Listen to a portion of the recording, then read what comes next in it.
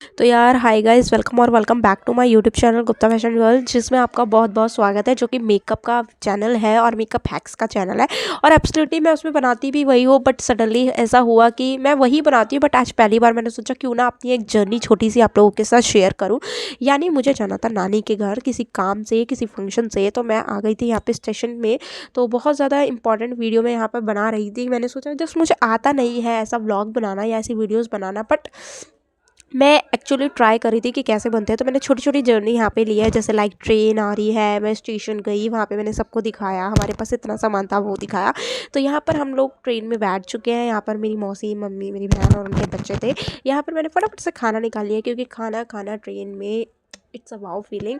पहली बात तो मुझे ट्रेन में जाना इतना ज़्यादा पसंद है, और मैं मोस्टली ट्रेन में जाती नहीं हूँ। बहुत ऐसे सालों साल में कई दफ़ा नंबर लगता है कि मैं ट्रेन में जाती हूँ। एक्चुअली मैं कहीं नहीं जाती हूँ, बट सालों साल में कहीं एक दफ़ा नंबर लग जाता है जहाँ पर मैं जाती हूँ। तुम्हें कैसा लग रहा है? तुम अपनी मम्मी के यहाँ जा रही हो अच्छा लग रहा है। और क्या खाओगी वहाँ जाके? जलेबी जलेबी खाओगी और क्या खाओगी? गोलगप्पे और चना की साग। और क्या खाओगी मौसी? मेरी मम्मी जो है और मेरी मौसी जो है वो बहुत ज़्यादा एक्साइटेड है जाने के लिए, अपनी मम्मी से मिलने के लिए।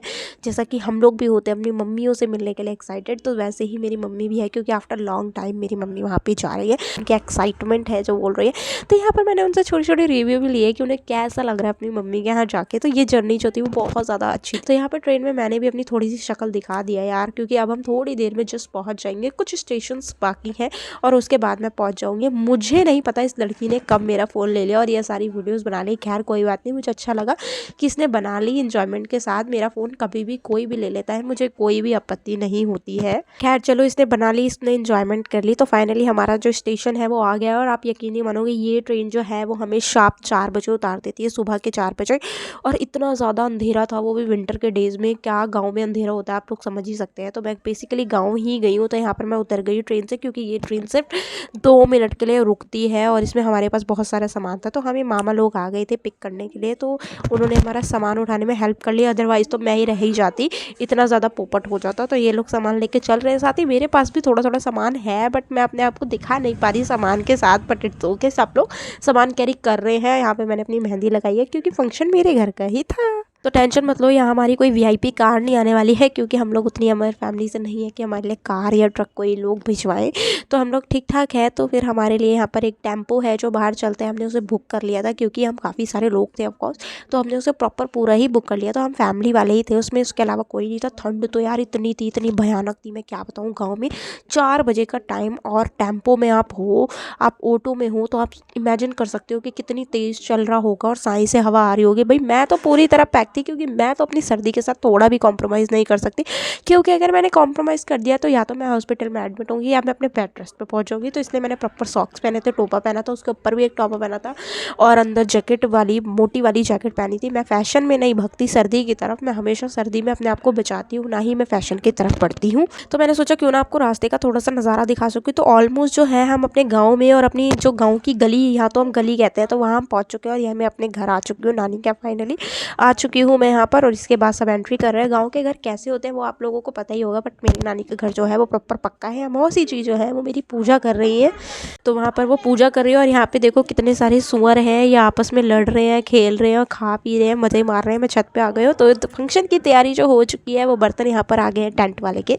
तो यहाँ पर खाने बनने की तैयारी हो गई है, गैसेस भी आ चुके हैं। यार आई एम टू एक्साइटेड, मैं अगले दिन के लिए बहुत ज़्यादा एक्साइटेड थी। यहाँ पे मैंने पील ऑफ मास्क लगा लिया। भाई थोड़ी फेस की ट्रीटमेंट तो चाहिए यार, ब्लैकेट्स और वाइट हेड इतने हो गए थे कि बहुत ज़्यादा। तो मैंने सोचा ऐसे तो बहुत टाइम लगेगा, क्यों ना मैं छत में धूप में जाके बैठ जाती हूँ। ऐसे ही चुटकियों में सूख गया, और इसे लगा के मैं बोल तो बिल्कुल भी नहीं सकती थी, क्योंकि ये था पील ऑफ मास्क। मुझे ऐसा लगता है कि अगर मैं इसे लगा के बोलूँगी तो मेरे चेहरे पे ना बुढ़ापे में झुर्रियाँ आ जाएगी, जो कि मुझे नहीं चाहिए, क्योंकि हर चीज़ का ट्रीटमेंट है, बट झुर्रियों का कोई ट्रीटमेंट नहीं है। तो यहाँ पर हमारे यहाँ पापड़ बनते हैं, वो आटे के पापड़ बनते हैं, जिन्हें हम खकरिया कहते हैं, तो वही बन रहे हैं। तो यहाँ पर जो पूजा है वो बेसिकली मेरे भाई की थी। तो यहाँ पर हमें सारे जितने भी मेरी मम्मी के गांव के देवी देवता हैं, या जितने भी मंदिर हैं, मेरे भाई को बेसिकली उनकी पूजा करनी है, क्योंकि मेरी मम्मी अभी तक उनके यहाँ नहीं जाती है, उस मंदिर में नहीं जाती है। बट आज से, जब से इसने पूजा कर ली, उसके बाद मंदिर में मेरी मम्मी जाएगी। तो हमारे यहाँ तो इसे हमारी लैंग्वेज में दिनारा कहते हैं, हमारी बनिया वाली लैंग्वेज से दिनारा कहते हैं।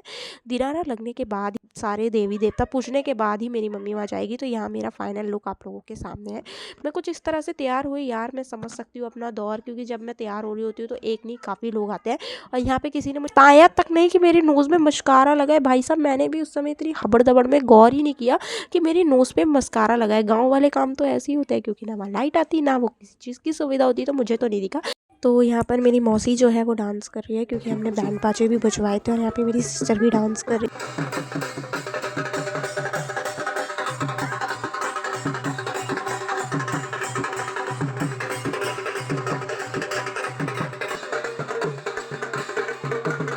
नहीं, बट मेरा गांव भी पूरा पहाड़ों से ही बना हुआ है। इनफैक्ट मेरे नानी का घर भी पहाड़ पे ही बना है, बट उस तरीके से कभी लगता नहीं है, क्योंकि वहाँ पे ठंडी जगह नहीं है।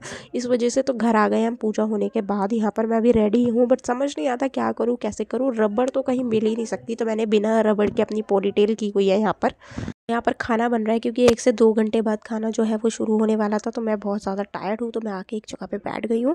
आई एम फीलिंग टो टायर्ड, क्योंकि इतना दूर हम पैदल ही चले हैं, और अगले दिन हम वहाँ शाम से निकल चुके हैं यहाँ पर। और मैंने वो वाली वीडियोज़ भी आप लोगों के साथ कैप्चर कर ली। यहाँ पे लोगों के घर में शादी होगी शायद, इस वजह से डेकोरेशन हो रखी है। और इसके बाद हम जा रहे हैं वापस रेलवे स्टेशन की और ऑलमोस्ट हम रेलवे स्टेशन पहुँच चुके हैं, और मज़े में है एकदम। मैं थोड़ा मेरी तबीयत जो थी वो इस दिन बहुत ज़्यादा डाउन हो चुकी थी निकलते समय, क्योंकि आई एम टू टायर्ड। मुझे मे बी ठंड भी लग गई थी, तो सब लोग बहुत ज़्यादा, ठंड तो सबको लग रही है, क्योंकि इतनी ठंड है। देखो सब कैसे कंबल ओढ़ के बैठे हैं। तो देखिए आप लोग, सब लोग हाई कर रहे हैं। यहाँ पे ये मेरी बहन भी हाई कर रही है, मेरी मौसी की लड़की भी हाई कर रही है। तो सब बहुत ज़्यादा एक्साइटेड है, सब लोग हाई कर रहे हैं। और हम अपने घर जाने के लिए वापस से बहुत एक्साइटेड है, क्योंकि अपने घर जैसा सुकून तो कहीं नहीं मिलता, ये तो मैं मानती हूँ। और मैं सबको भी यही बोलूँगी, भाई अपने घर जैसा सुकून कहीं नहीं मिलता है। तो यहाँ पर मैंने अपनी मामी की लड़की से कह के एक वीडियो शॉट करवा ली, क्योंकि मेरी वीडियो बनाने वाला कभी कोई नहीं रहता। मैं अकेले ही तिकड़मबाजी लगाती रहती हूँ एलान।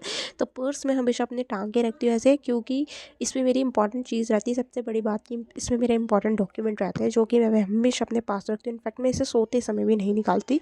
और सर्दी में ये जैकेट तो मेरे ऊपर से उतरती नहीं है। तो यस, हम निकल चुके हैं अपने गाँव से रेलवे स्टेशन की और। इनफैक्ट रेलवे स्टेशन पहुँच चुके हैं। अब बस थोड़ी देर में ट्रेन आने का इंतज़ार है, और उसके बाद हम ट्रेन में बैठ के सीधा अपने घर आ जाएंगे। सामान की तो बात ही मत करो, इतना भर भर के सामान था। जैसा कि आप देख पा रहे हो कितना ज़्यादा सामान हमारे पास है यहाँ पर। तो ये देखिए सारा सामान सब कुछ है, बैठे हुए हैं मज़े में। बस ट्रेन आ जाए उसके बाद हम निकलते हैं। तो ट्रेन आने की वीडियो तो मैं नहीं बना पाई, क्योंकि सिर्फ 1 मिनट के लिए ट्रेन रुकती है, और इस ट्रेन में जो है मैं छूट भी गई थी। मतलब मैं अलग हो गई और मेरी पूरी फैमिली अलग हो गई। तो मैं जैसे तैसे मैनेज करके वहाँ पे पहुँची। उसके बाद सो के उठ के हम उतर चुके हैं, अपनी जगह पे आ चुके हैं, यानी आनंद विहार नहीं निज़ामुद्दीन स्टेशन पे आ चुके हैं। और इस तरह से ये वीडियो ख़त्म हो गई। होप आप लोगों ने मेरा ये ब्लॉग एंजॉय किया होगा।